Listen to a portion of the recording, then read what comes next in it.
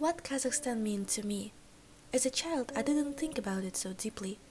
We only understand the value of things when we lose them, and I had a similar situation.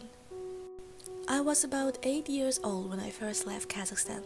It was sudden, but I wasn't sad. On the contrary, new school, new friends, and a completely new environment. It feels like you've come on a trip, but the difference was that it should become my new home. But over time, the illusion quickly dissipated.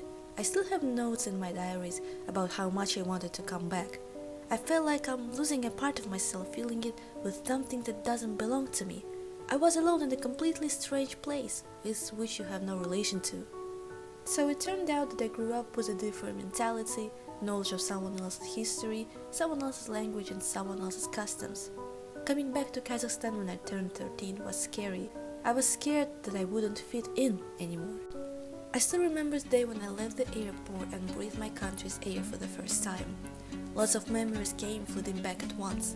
Yurta, beautiful women's national costumes, Dabra music, our delicious and gathering all the family members at one bishpartmak, graceful dancing and astounding jewelry, the beauty and history of the Kazakh land sang by Akans, and of course, a soulful hymn that I couldn't sing outside the country.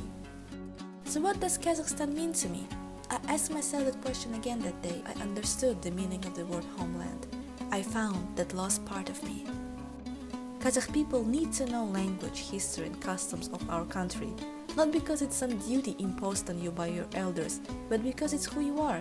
You consist of the history of Kazakhstan. The history of your ancestors flows in your blood.